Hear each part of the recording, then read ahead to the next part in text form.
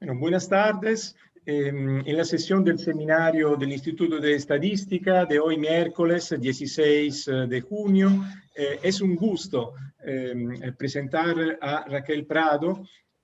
Raquel es profesora titular del Departamento de Estadística de la Escuela de Ingeniería Jack Baskin de la Universidad de California Santa Cruz. Obtuvo su PhD en Estadística y Ciencias de la Decisión en Duke University, en Carolina del Norte. Posteriormente fue profesora en la Universidad de Simón Bolívar de Venezuela y luego en la Universidad de California Santa Cruz. Raquel es expresidenta de la Sociedad Internacional de Análisis Bayesiano. Actualmente es miembro de esta sociedad y también es miembro de la Asociación Estadounidense de Estadística. Ha formado parte de muchos comités en estas dos, asociaciones. Actualmente es miembro del Comité de Estadística Teórica y Aplicada de las Academias Nacionales de Ciencias, Ingeniería y Medicina. Raquel ha dirigido y dirige proyectos multiinstitucionales y multidisciplinarios financiados por los Institutos Nacionales de Salud, NIH, y por la Fundación Nacional de Ciencias, NSF, de Estados Unidos. Ha supervisado ya más de 20 estudiantes de posgrado, tanto en la Universidad de California, Santa Cruz, como en otras instituciones académicas.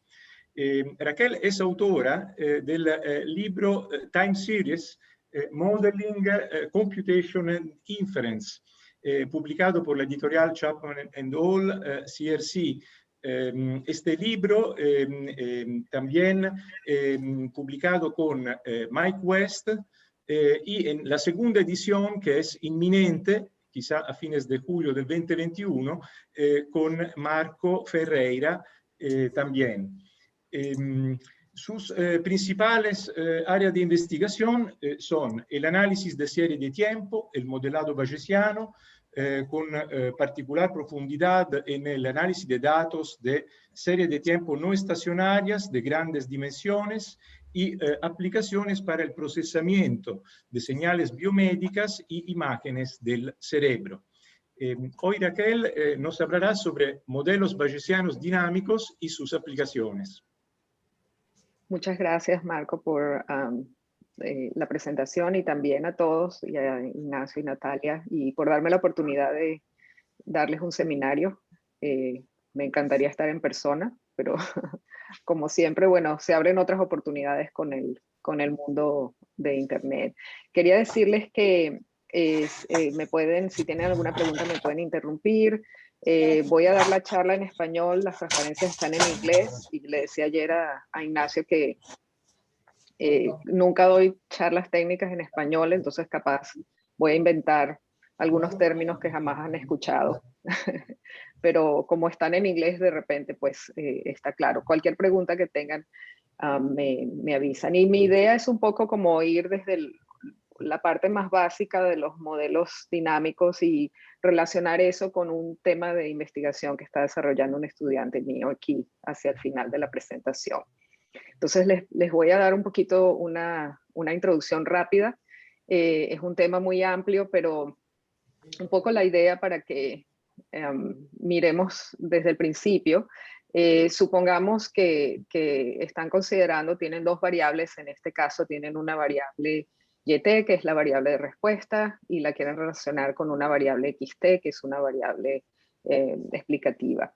Y este es un modelo sencillo, un modelo de regresión, en el cual solamente hay un coeficiente que relaciona linealmente a XT con YT. Y suponemos que las dos variables están secuencialmente medidas en el tiempo.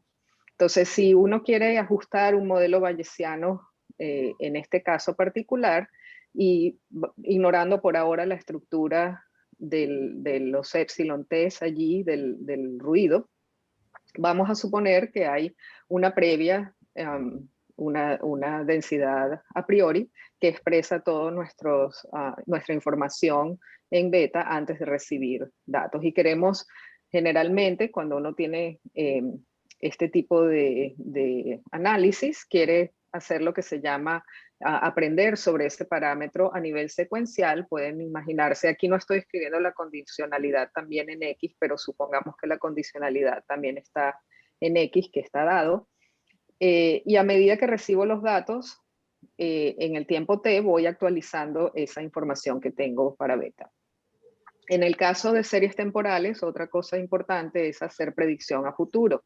Entonces tenemos la distribución de YT más 1, dado toda la información que tengo hasta el tiempo T, o a veces uno quiere hacer más de un paso hacia adelante, YT más H. Ahora bien, este modelo no tiene ninguna componente temporal. Uno podría incorporar componentes temporales en el tiempo, y por componente temporal lo que quiero decir es que haya una modelización de XT o perdón, de YT en términos de valores pasados de YT.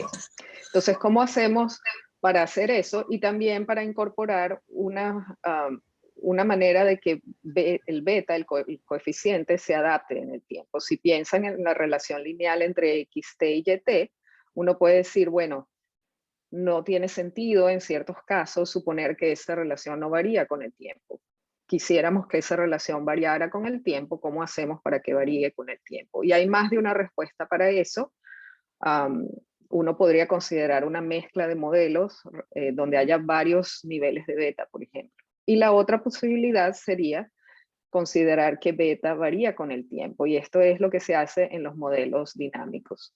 Entonces uno tiene una primera ecuación, la ecuación de observación, donde ahora el beta va a depender del tiempo. La relación que hay entre YT y XT depende del tiempo, y como estoy imponiendo una estructura temporal en beta t, tengo que decidir cómo voy a hacer la evolución de ese beta t en el tiempo. Una manera sencilla de hacerlo es decir, bueno, una manera markoviana, beta t depende de beta t menos 1 más error. Y esto es un ejemplo de un modelo lineal dinámico. Ahora, como tengo el modelo lineal, ciertamente quiero seguir haciendo lo que se llama aprendizaje secuencial, pero ahora el beta depende del tiempo.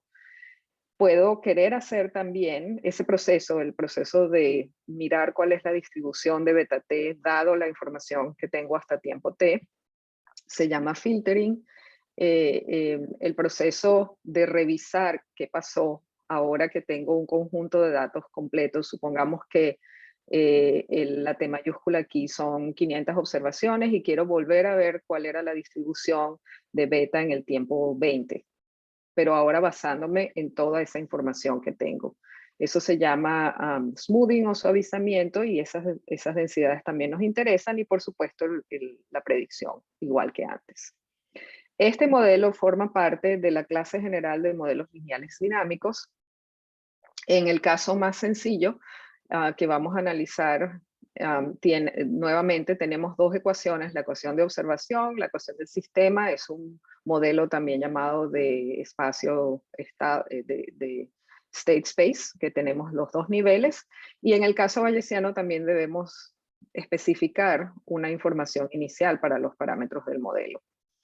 Y los parámetros del modelo, en este caso, estoy suponiendo que son este vector de estados, que se llama θt, que tiene dimensión p. La variable de respuesta sigue siendo univariada en este caso, aunque uno puede tener también modelos en los cuales la variable de respuesta es multivariada. Y las distintas componentes son este ft, que es un vector de constantes que suponemos que es conocido para todo t, gt, que es una matriz que define cuál es la evolución, y nuevamente está la estructura markoviana, que θt depende de θt menos 1, y luego están el ruido a nivel observacional y el ruido a nivel del sistema, el NUT aquí y el WT. Uno puede tener distintas suposiciones. En el caso de lo que se llama el modelo normal dinámico, uno supone que los dos errores a nivel observacional y a nivel del sistema son normales. En el caso de NUT, supongo que es normal con media cero y varianza BT, que puede variar con el tiempo. Y en el caso del vector del sistema, supongo que también es normal con media cero y matriz de varianza covarianza WT. Hay independencia en el tiempo y hay independencia también entre el NUT y el WT. Y finalmente, para poder completar la estructura del modelo, necesito establecer cuál es la previa para el teta t, y esa previa es normal para que el modelo sea conjugado. Cuando escojo un modelo así, digamos, y suponiendo que conozco BT y conozco WT y conozco M0 y C0, uno puede hacer inferencia de manera fácil usando las ecuaciones del filtro de Kalman. Y de eso voy a hablar en un momento. Una de los principios más importantes y de las razones por las cuales estos modelos son muy flexibles es este principio de superposición y la manera como uno construye el modelo. Ahora, si yo pienso que quiero hacer una modelización de una serie temporal donde yo quiero que la función de predicción, y aquí un poco de notación es, la función de predicción va a depender de t porque tengo observación información hasta tiempo t, y h es el número de pasos hacia adelante que quiero predecir. Entonces, la manera como funciona esto en la práctica es, uno piensa, bueno, supongamos que tengo una serie temporal y yo sé que quiero que mi función de predicción luzca como este dibujo que está aquí. Es decir, hay una componente de tendencia y hay una componente estacional. Ahora bien, yo puedo descomponer esta función de predicción en términos de dos componentes que son más sencillas. Una es la componente puramente estacional y la otra es la componente puramente de tendencia lineal. ¿Qué es lo que ocurre? Para la componente estacional hay una manera, hay una clase de modelos de LMs que está establecida y sé cómo usar, y para la tendencia lineal también hay otra clase donde yo sé cuál es el F, el G, etc. Si las combino y las sumo, obtengo esto. Y en términos de la construcción del modelo, todo es sencillo, porque lo que hago es que si mi función de predicción tiene m componentes, en el caso del dibujo son 2, y cada una de esas componentes tiene una representación en términos de un modelo lineal dinámico que tiene una F, una G, una B y una W. Cuando combino esas componentes, tengo un modelo más complejo y más grande que tiene una F, una G, una B y una WT, todas variando en el tiempo, donde la F se construye concatenando las Fs de las componentes individuales. La G se construye haciendo también una concatenación en diagonal por bloques de las Gs, y la W también se construye de la misma manera. Aquí falta una T en cada una de las G porque podrían ser variables variando temporalmente. Entonces ese es uno de los principios más útiles y uno construye las cosas de esa manera. Entonces solamente para mostrarles un ejemplo, no sé si alguna vez han usado el Google Trends, las tendencias de Google que les permiten hacer, si escriben un término, en este caso yo escribí el término time series, y Google devuelve una serie temporal y también información espacial, etcétera, etcétera, devuelve un montón de datos y un montón de información que están relacionadas con las búsquedas de ese término que uno escribió, o ese conjunto de palabras que uno escribió en Google en el tiempo. Entonces lo que presento aquí en este conjunto de datos es ese índice de volumen de búsquedas agregado por meses desde el 2004 hasta es como verano del 2019, perdón.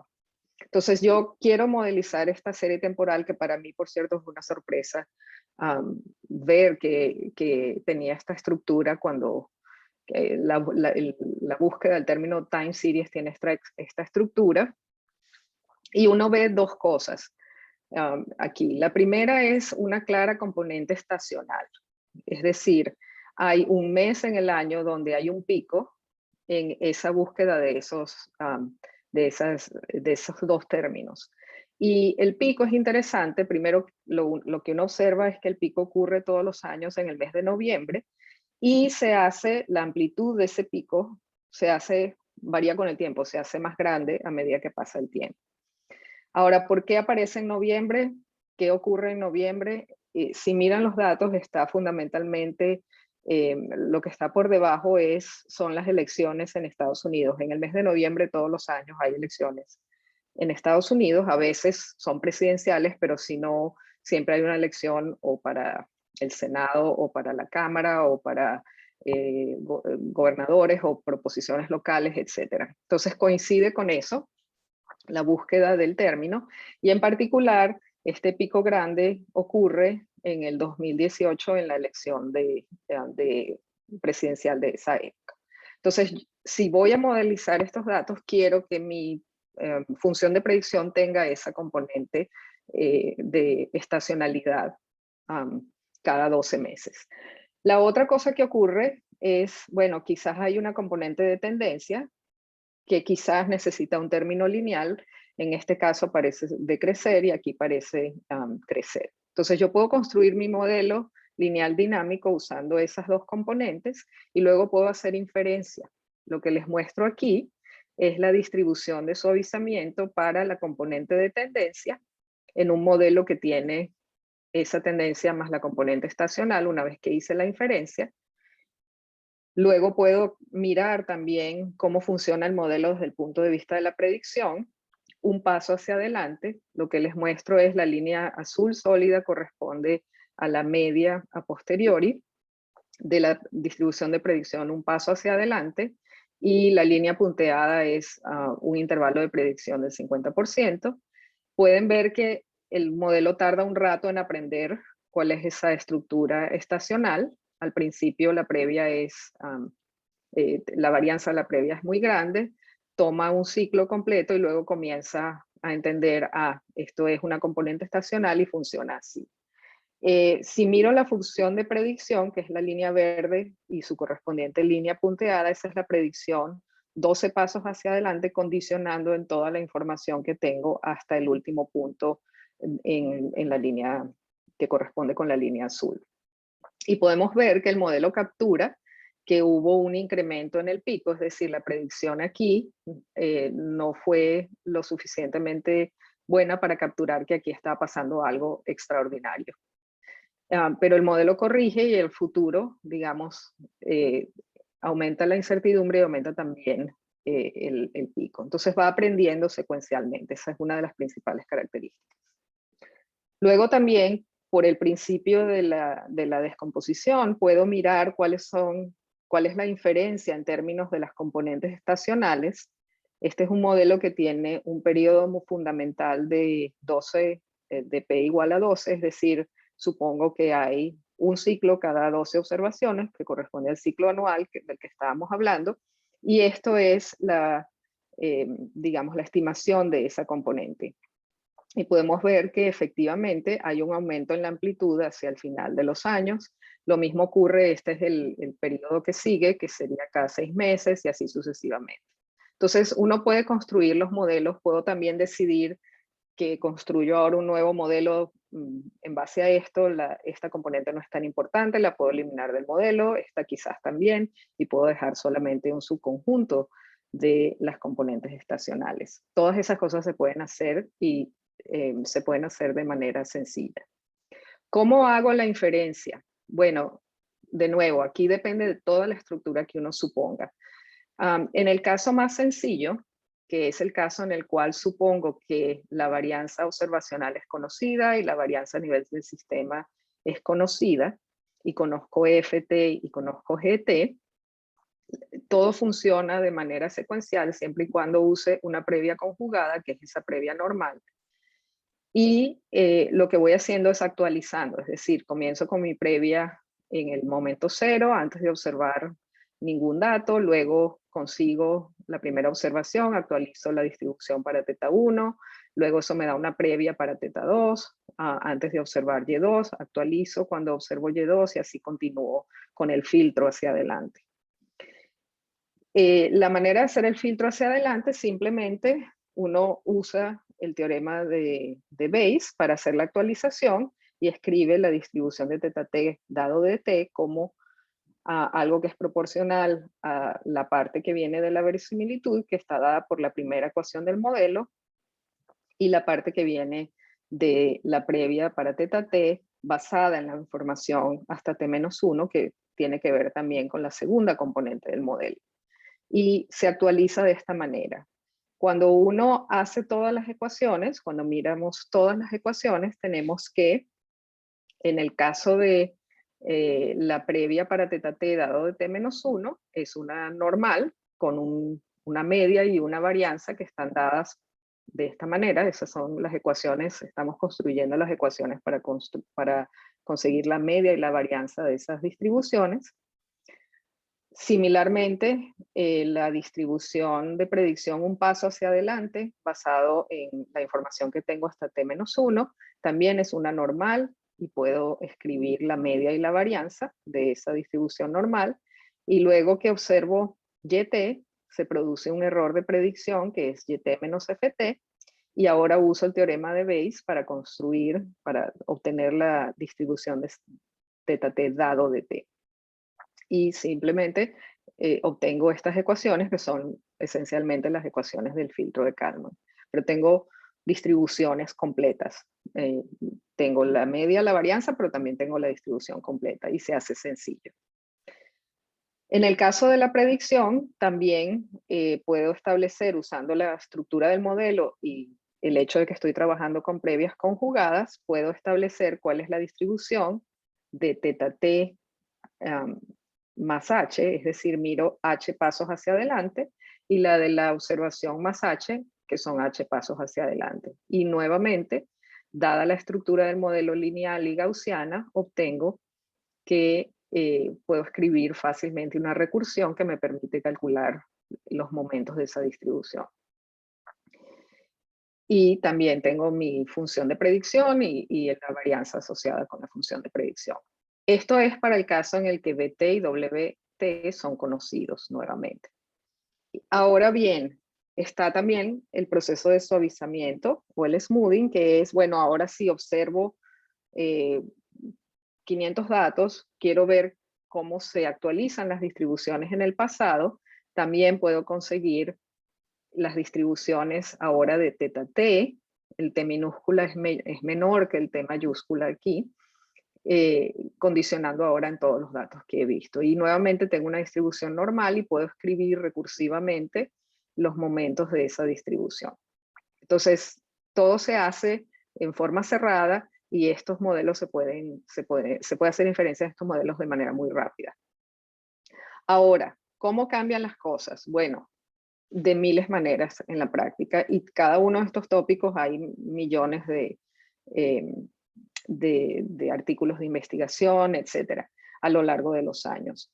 ¿Cómo podemos flexibilizar en el modelo? Bueno, por ejemplo, uno puede tener estructuras no gaussianas para los errores observacionales y los errores de evolución, porque una estructura gaussiana puede no ser adecuada para, por ejemplo, capturar observaciones que son observaciones extremas. Entonces hay trabajos que tienen que ver con eso.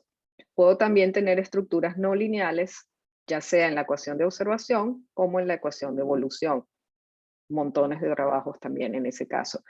Todo esto implica, tanto en el primer caso como en el segundo, a medida que empiezo a flexibilizar, voy a perder algo. ¿Qué es lo que pierdo? La ventaja de poder calcular todo rápidamente y en forma cerrada. Las distribuciones ya no están disponibles de esa manera. Entonces la gente trabaja con qué algoritmo puedo usar para obtener las distribuciones a posteriori. Puedo tener el FT y el GT que definen la estructura del modelo desconocidos y pueden ser dependientes de otro conjunto de parámetros y quiero hacer inferencia en ese conjunto de parámetros. Eso también es posible. Puedo tener varianzas desconocidas, esto es típico, varianzas desconocidas a nivel observacional o varianzas desconocidas a nivel del sistema. Hay una manera sencilla que me permite todavía obtener inferencia de manera cerrada, que es usar lo que se llaman factores de descuentos para establecer la estructura de la matriz de covarianza WT. Eso es algo que se usa mucho en práctica y también hay un resultado parecido para el caso de la varianza observacional. Puedo también considerar estructuras que no son conjugadas para las previas. Eso también es importante en la práctica en muchos casos. Y puedo también, finalmente, el ejemplo que les di antes, tiene un YT que es univariado, uno puede tener un YT que es multivariado. Entonces todo eso, digamos, es todo un área de investigación, depende, uno construye las cosas muy guiado también por la aplicación práctica que quiere desarrollar.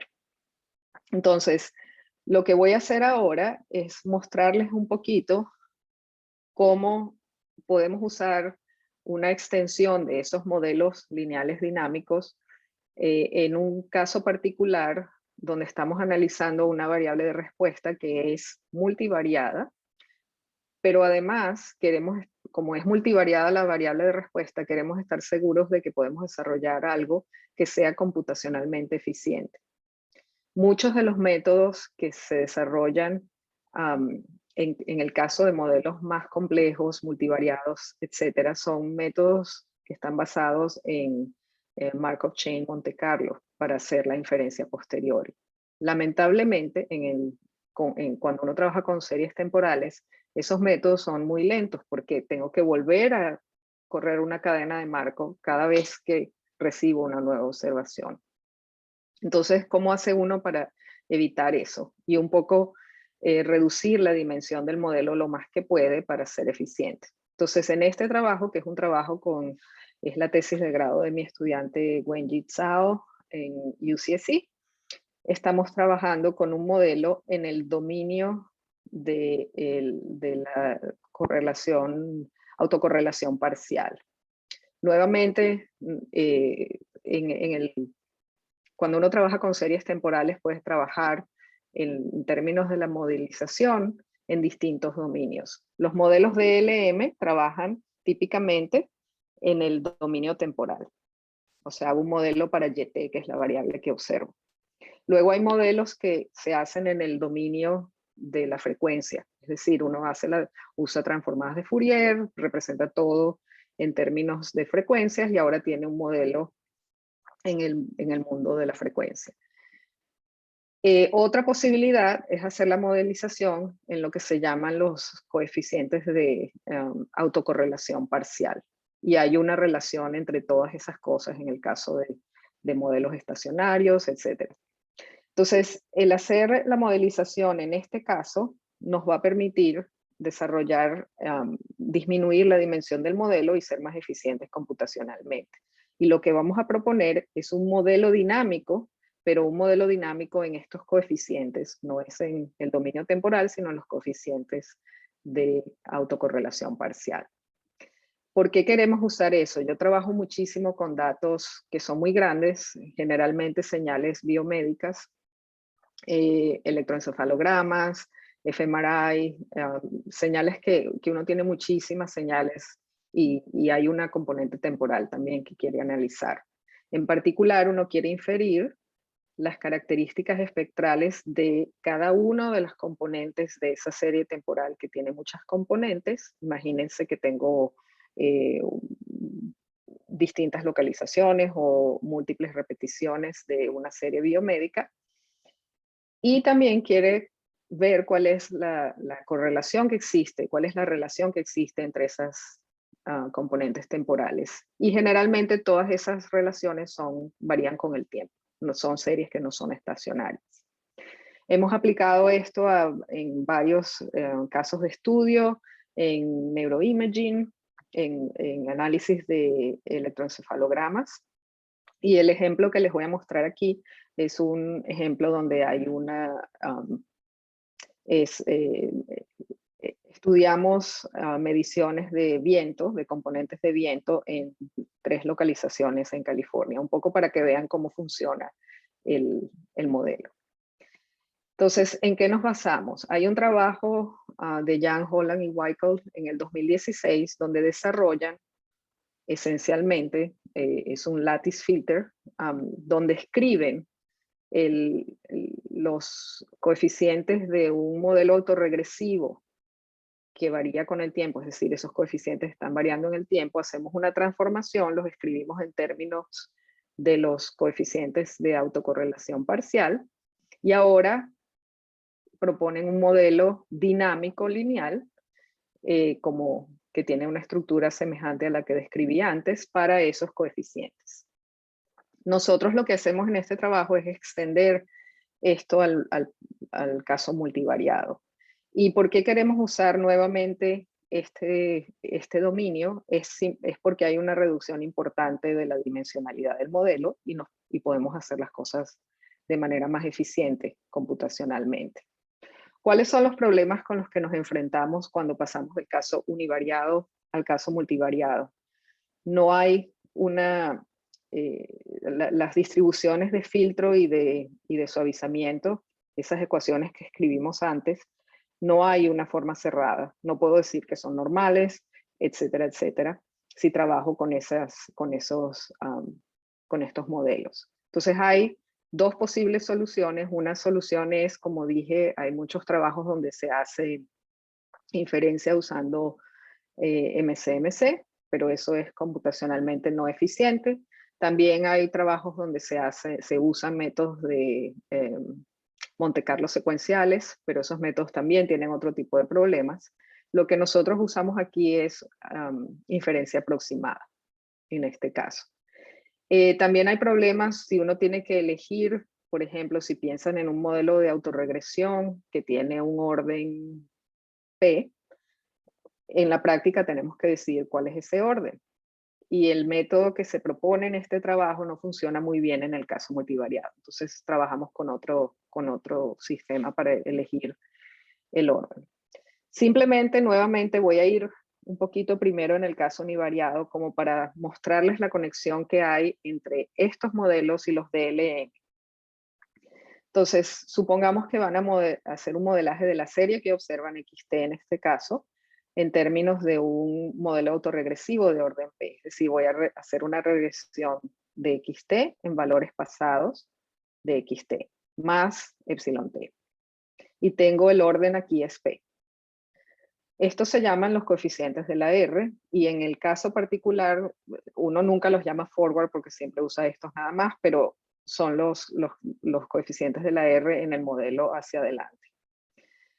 Uno puede escribir un modelo también, en vez de hacer una regresión de XT en valores pasados de XT, uno podría pensar en escribir una relación entre XT y valores futuros de XT, y luego tiene lo que se llaman los coeficientes AR hacia atrás. Entonces, en base a eso, uno puede obtener el forward prediction error, el error de predicción hacia adelante, que es simplemente lo que observé menos lo que me dice el modelo, y hacia atrás lo que observé menos lo que me predice el modelo en base a observaciones futuras.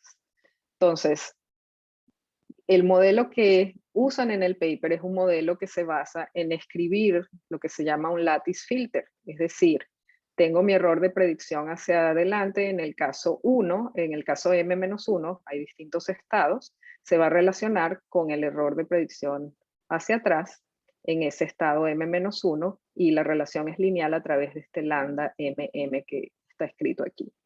Similarmente, hay otra ecuación que me relaciona el error de predicción hacia atrás con el error de predicción hacia adelante a través de otro modelo. Si impongo ecuaciones iniciales y supongo que ft y beta t bt que aparecen aquí son zero mean normal, son variables que se distribuyen como una normal centrada en cero, puedo establecer la relación entre los coeficientes AR y los PARCOR, los coeficientes de autocorrelación parcial, a través de una recursión que se llama la recursión de Durbin-Levison. Es simplemente una transformación. Entonces, ¿qué es lo que hacen en el caso donde además hay una componente de que los parámetros varían con el tiempo?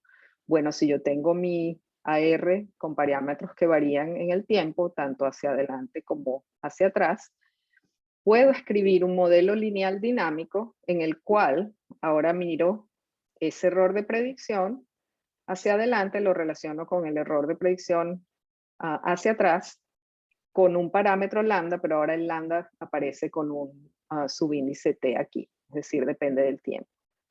Lo mismo puedo hacer para el caso de la relación entre la predicción hacia atrás y la predicción hacia adelante. Entonces, puedo utilizar, déjenme regresar aquí, sí, está bien. Puedo utilizar esas dos ecuaciones que escribimos como las ecuaciones observacionales de un modelo lineal dinámico, y mis parámetros son este lambda tm y este teta tm, que voy a tener tantos como estados tenga en el modelo. El número de estados es tantos como el orden del modelo AR con el que comencé. Y simplemente proponemos una evolución del tipo que habíamos descrito antes en el ejemplo con el que comencé las transparencias. Es decir, es una cadena al azar. La varianza observacional y la varianza del sistema se pueden determinar usando esta técnica de los factores de descuento, y esto me permite obtener ecuaciones de filtro y de suavizamiento cerradas. Y más importante, fíjense que si yo trabajara con un modelo autorregresivo de orden P y propongo un modelo lineal dinámico en esos coeficientes que varían en el tiempo del autorregresivo, terminaría con un modelo lineal dinámico donde el vector de espacio estados es un vector de dimensión P, el orden del modelo. Lo que estoy haciendo la transformación al parkour es, voy a ajustar ahora, en lugar de hacer eso, voy a ajustar P modelos lineales dinámicos, donde cada uno cada parámetro de estados tiene dimensión 1. Entonces elimino completamente inversión de matrices, los cálculos son más sencillos. Lo que hicimos en el caso multivariado es extender esto, y ahora, en vez de tener un error de predicción hacia adelante univariado, esto ahora se convierte en un vector, y el vector es del tamaño del número de series temporales que estoy analizando. Entonces ahora la varianza a nivel observacional es una matriz, igualmente para el caso forward, y esto es una matriz de coeficientes en cada tiempo t. Puedo usar esta ecuación como ecuación de observación en el modelo forward, y aquí propongo mi evolución a través del random walk. Y puedo también hacer lo mismo para el backward. Uso esta como ecuación de observación y tengo otra evolución para los teta t. Por ejemplo, si escribo el modelo para hacia adelante, esta sería mi ecuación de observación, ahora es multivariada, y esta sería mi ecuación de evolución. Estoy poniendo todo como un solo vector que depende del vector en t-1.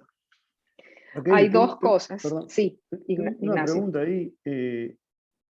O sea, cuando lo pasás a esta F no la observás. O sea, tú lo estás planteando ahí como un modelo lineal dinámico, pero en la ecuación esta de observación, antes la Y, la Y eran datos observados. Sí, esta también, sí, lo que pasa es que, okay. Bueno, lo que pasa es que lo haces de manera iterativa. Comienzas suponiendo que el primer F son los datos, sí. Y luego, como es iterativo, la notación en este caso es más o menos terrible, porque hay un M que va aumentando, esa es la parte iterativa. En el estado M-1 depende de lo que tenía en el estado anterior, y así sucesivamente. Entonces, eso se va, okay. Sí, eso se va actualizando. Y al final, cuando uno termina en el paso P, finalmente puede hacer la conexión, la transformación para pasar de los parkour a los coeficientes de la R. Pero okay. Sí es importante lo que estás diciendo, porque uno comienza, se calcula como de manera iterativa. Lo otro importante es que el WT y el sigma T ahora son matrices y no las conocemos. Entonces, con el WT podemos hacer lo de siempre, que es especificarlo a través de factores de descuento. Pero con el sigma T, cualquier cosa que hagamos que sea más o menos flexible, típicamente, si quiero tener inferencia posterior y en forma cerrada, voy a necesitar o sequential Monte Carlo o MCMC o algo por el estilo, y queremos evitar eso. Entonces lo que hacemos es que usamos inferencia aproximada con un resultado que me permite, suponemos que esto realmente no varía en el tiempo, pero la puedo estimar usando inferencia aproximada. Los detalles están en el paper.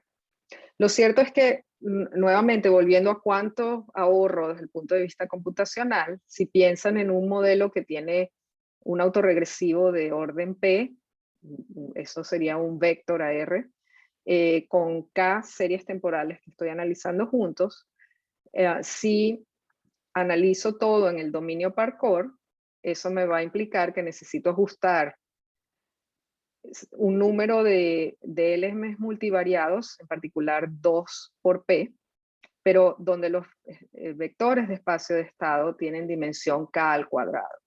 Mientras que si me quedo con haciendo el modelo en el dominio de la R, voy a ajustar un solo modelo multivariado, pero tengo dimensión K cuadrado por P. Entonces, si el P no es 1 o 2, eso va a implicar trabajar con matrices bien grandes a la hora de calcular las ecuaciones de filtro y las ecuaciones de suavizamiento. Además de todo eso, generalmente en la práctica no sabemos cuál es el orden del modelo, entonces tenemos que hacer una evaluación de un montón de modelos hasta un cierto número, un orden Pmax. Y en las cosas con las que yo trabajo, muchas veces el Pmax es 20 o 30 y las cosas se vuelven bien grandes. Entonces, simplemente para mostrarles, esto es un caso típico en la práctica. Si tienen 10 series y tienen un máximo orden de 20 y trabajan con el DLM en el Parcour, tienen un vector de espacio de estados de dimensión 100. Si trabajan en el original vector AR, tienen un vector de espacio de estados de dimensión 2000. Entonces aquí tienen que hacer operaciones con matrices de dimensión 2000 por 2000 y invertir todo eso en cada tiempo t, ¿cierto? Mientras que aquí trabajan con matrices más pequeñas de 100%. Entonces esa es la ventaja. En términos de mirar la distribución, los resultados de las distribuciones a posteriori, representamos todo en el dominio de la frecuencia. Y podemos calcular, una vez que tenemos los parámetros de la R, podemos obtener la matriz de densidad espectral en el tiempo t y para una frecuencia omega. De allí podemos sacar las densidades espectrales de cada componente de la serie y lo que se llaman las cruzadas. Y para medir las cruzadas puedo mirar lo que es la coherencia cuadrada, que es como una equivalencia. En el dominio temporal uno mira la correlación, ¿cierto?, entre la serie y valores pasados. Aquí estamos mirando cuál es la correlación, pero en el dominio de la frecuencia, entre dos series a una frecuencia específica en un tiempo específico. Y el paper presenta simulaciones. Dado el tiempo me voy a saltar las simulaciones, y hace también un análisis de cuánto ahorro en el tiempo, etcétera, etcétera. Pero solo para mostrarles la aplicación. Esto es un conjunto de datos donde miramos componentes de viento, es decir, el viento tiene una magnitud de velocidad y una dirección. Y estos es una base de datos pública en aeropuertos. Este es Santa Cruz, la universidad está aquí, un poquito aquí arriba. Estos son 3 localizaciones: Monterrey, Salinas y Watsonville. Y lo que hicimos fue descomponer, en lugar de mirar la velocidad y la dirección en ángulos, miramos la que se llama la componente este-oeste, la norte-sur, en las medianas, calculadas con la mediana de la velocidad en mediciones tomadas cada 4 horas, desde 1 de junio al 31 de agosto del 2010. Y como verán, sí, esta es la bahía de Monterrey y estas son las localizaciones. Optimizamos el orden del modelo, los factores de descuento, etcétera. Pero para mostrarles los resultados en términos de las densidades espectrales, aquí tengo Monterrey, Salinas y Watsonville. Tengo la componente este-oeste y la componente norte-sur. Una cosa que pueden ver inmediatamente, esta es una representación de la densidad espectral variando con el tiempo. Aquí está el periodo, que ven que hay como el mayor poder está alrededor de 24 horas.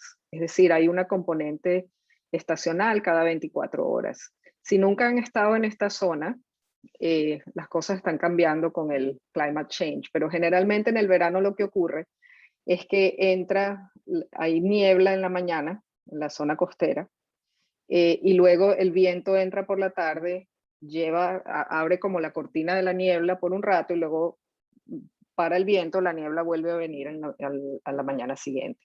Y esa estacionalidad con el viento es lo que se ve aquí.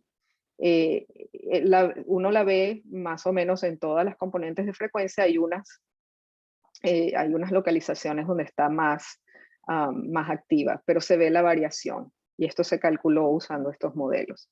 Lo otro que uno puede ver ahora también son cuál es la coherencia que me permite saber cuál es la relación entre componente este-oeste en una localización y componente este-oeste en otra, o componente norte-sur con componente este-oeste en la otra. Y lo que uno ve, por ejemplo, esto es relacionando todo con respecto a la localización de Monterrey con la componente este-oeste. Uno ve que, por ejemplo, en la localización de Salinas, hay una coherencia enorme en estos periodos, prácticamente todos esos meses de verano. Mientras que cuando mira uno la relación de la misma localización, pero ahora la componente norte-sur, la coherencia es muy localizada en un periodo específico y en un tiempo específico y luego baja. Entonces uno puede aprender mucho de cómo es el patrón de viento mirando este tipo de resultados. Entonces, bueno, ahora estamos trabajando en distintas cosas. Wenji acaba de terminar una versión jerárquica de estos modelos y está trabajando con sparsity priors y maneras de reducir aún más la dimensión del modelo, y trabajar también con inferencia usando variational base. Digamos, para nuevamente flexibilizar las cosas cuando uno trabaja con este tipo de previas que son más complejas. Y importante desde el punto de vista de la aplicación, trabajamos con un laboratorio en UCSC donde tienen un montón de neuroimaging data en ratas cuando el cerebro se está formando, y es un poco como para aprender qué ocurre con todo eso. Entonces, muchas gracias. Quería decirles, creo que Marcela está aquí también, que si tienen preguntas sobre nuestro programa, vamos a tener un evento el 7 de julio. No pretendo que copien este link, pero van a recibir un email. Creo que Marcela está compartiendo el link del Open House para todos los que quieran venir para recibir información sobre nuestro programa. Y ahora paro aquí, si tienen preguntas. No, pero contame para qué es el Open House, porque no sabemos. Perdón. Un minuto sí. más y decirnos qué es el Open House. Sí, el Open House es un evento que tenemos para estudiantes que están interesados en programas de posgrado. Si quieren venir a estudiar el doctorado en estadística en la universidad, vamos a hacer un evento que es en español. Lo vamos a ofrecer para departamentos en Latinoamérica, donde hay estudiantes interesados en estudiar. En UCSC vamos a hacer una presentación un poco de quiénes somos en el departamento, cómo funcionamos, qué tipo de temas de investigación tratamos, cuáles son las oportunidades que hay, cuáles son las oportunidades de financiamiento, etcétera, etcétera. Digamos, y contestar preguntas si tienen preguntas acerca del departamento.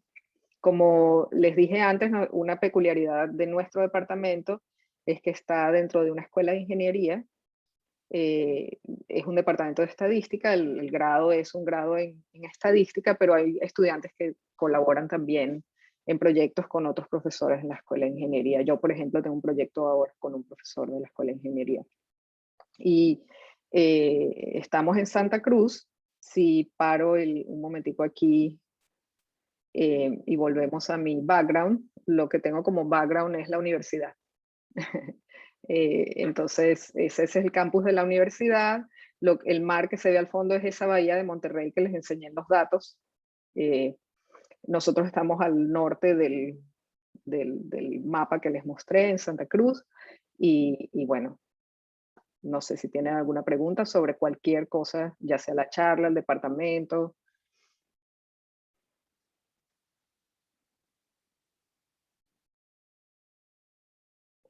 Bueno, me mando yo nomás. Buena charla, muchas gracias, Raquel. No, me quedé pensando en esto, tú mencionaste 2 o 3 veces sobre la implementación y que le quieren evitar usar MCMC y esas cosas. Y por otro lado, que los últimos como que han aparecido, no sé, el proyecto como están, o más después está Nimble ahí en la costa oeste. Si hay algo así, pero para modelos dinámicos o para modelos con estructura de tiempo, ¿no? De esos programas en donde, muy generales, en donde el usuario pone como, si puedo escribir el modelo, ese programa se encarga de hacer la inferencia, digamos, ¿no? O no existen esas cosas en el mundo de Sí, modelos dinámicos. existe. Digamos, yo no tengo demasiada experiencia trabajando con esos programas en particular, pero sí puedes hacer, es lo que tú dices, si puedes escribir el modelo, puedes hacer cierta inferencia. Aquí un poco lo que estábamos buscando es, independientemente de qué uses para hacer la inferencia, quieres hacer una reducción de la dimensión. Porque incluso en este caso, donde no hacemos MCMC, si trabajas con un conjunto de datos grandes, eventualmente vas a tener que invertir matrices, o sea, no hay escapatoria en cada tiempo T. Entonces, pero, por ejemplo, incluso es que hay... si yo quisiera implementar tengo un problema parecido al tuyo y quiero usar tu modelo, ¿está el código disponible? ¿Cómo hago? Sí, Wenji está sacando, la idea es que cuando termine con toda la parte teórica, él tiene el código listo, hay una versión del código que la tiene en GitHub, pero esperamos a ver si puede tener una versión como un paquete en R. Y nuevamente, se pueden hacer implementaciones más eficientes. Por ejemplo, una de las cosas que se puede hacer es, tienes los modelos para el forward y los modelos para el backward, todo eso se puede correr en paralelo.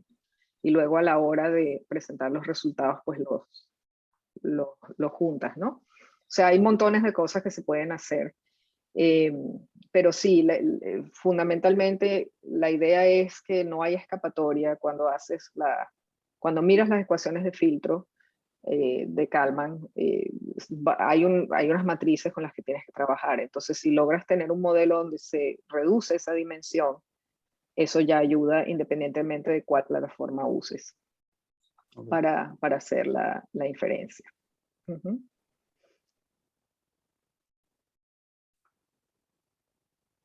Sí, sigo yo. Entonces, no, y esto cuando mencionaste lo de inferencia aproximada, te refería, o sea, ¿es algo diferente de variational base? Sí, ahorita estamos usando variational base con las previas que inducen sparsity, ¿no?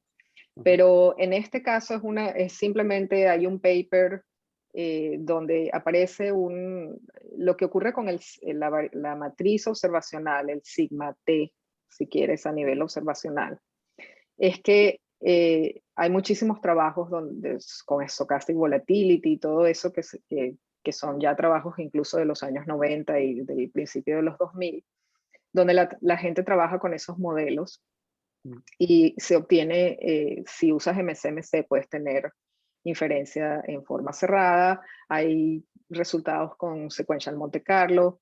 Esto es simplemente un resultado que dice que puedes obtener una estimación puntual del sigma, entonces ahí estás aproximando, y luego usas esa aproximación y la calculas. Pero eso no implica que tu distribución va a ser cerrada porque estás usando la aproximación para el sigma.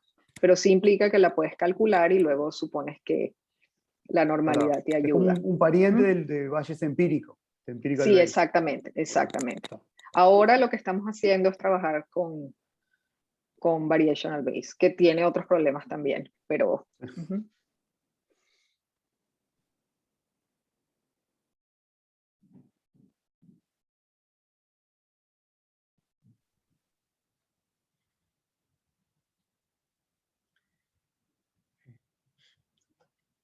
¿Hay más preguntas, más comentarios?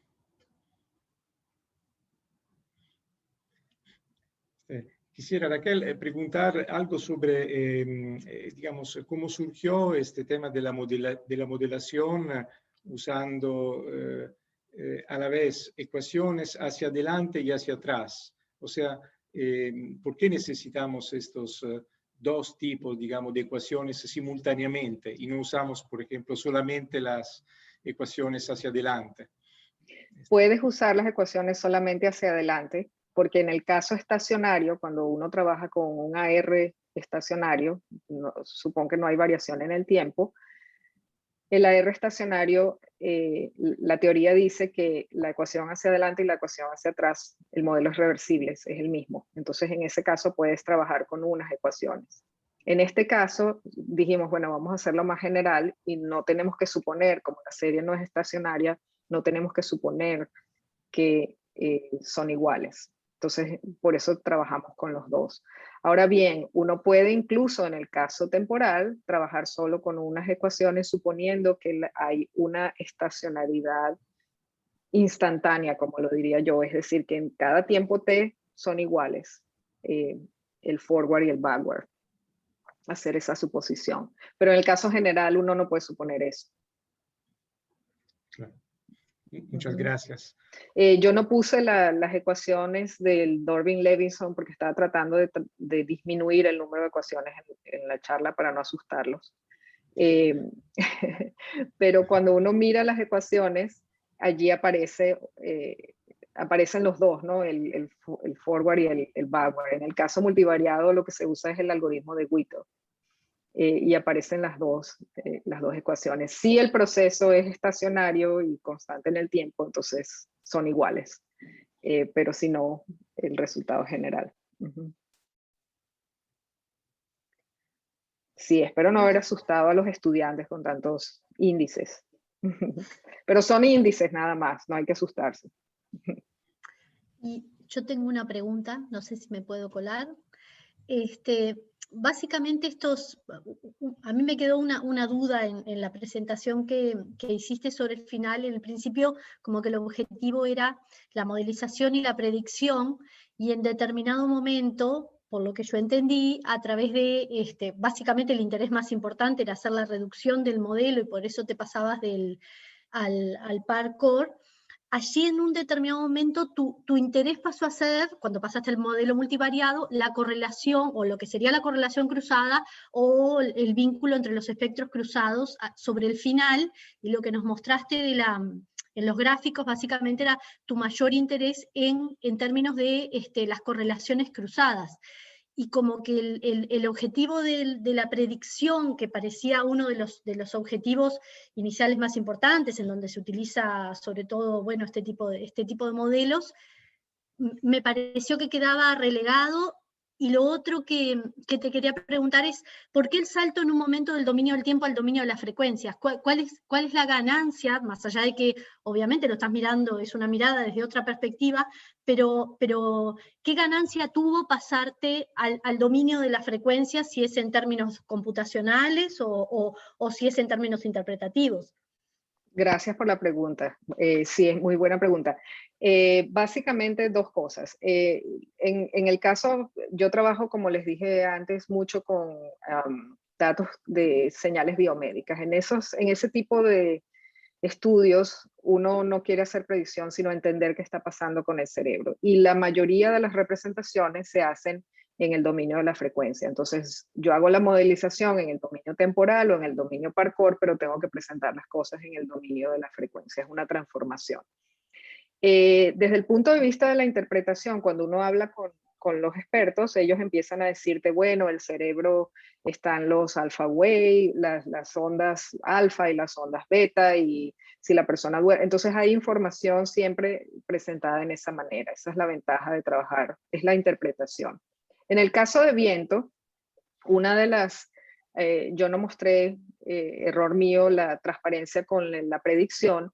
Uno quiere hacer predicciones a tiempo corto, que es lo que permiten estos modelos. Uno no puede hacer predicciones a tiempo largo. Y se puede hacer predicción también. En el paper tenemos un gráfico con una predicción de viento usando los modelos. Hay que hacer una suposición para poder predecir, que tiene que ver con lo que estaba respondiendo antes. Uno tiene que suponer que el forward y el backward son iguales en cada T, porque si no, no se puede hacer la predicción de manera sencilla. Entonces, suponiendo eso, se puede obtener una predicción.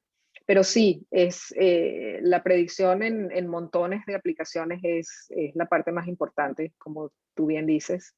Estos modelos permiten hacer predicción porque son unos modelos dinámicos y la predicción se hace usando los mismos mecanismos que expliqué al principio.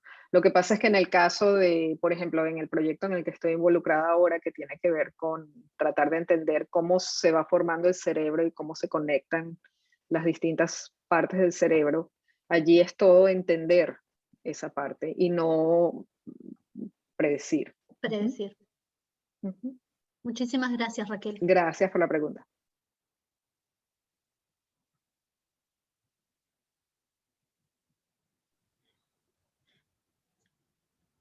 Más comentarios, más preguntas para Raquel.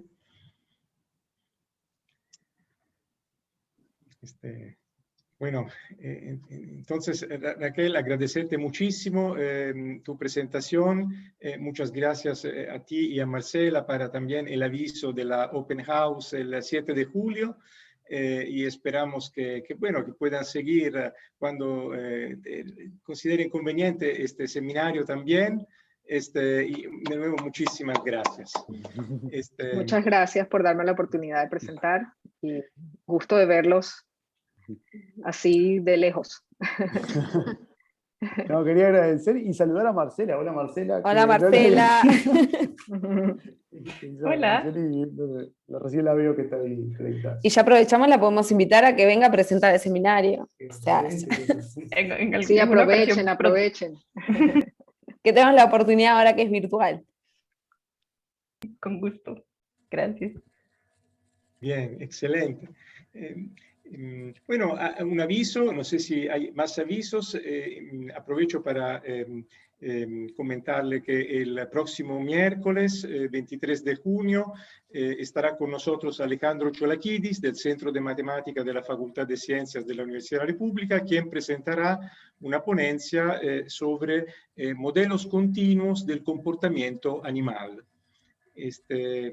Y bueno, de momento agradecerle mucho a todos por su presencia, a Raquel por su trabajo. Gracias. Gracias, Marcos. Gracias, Raquel. Chao. Bueno, muchas gracias. Gracias. Hasta luego.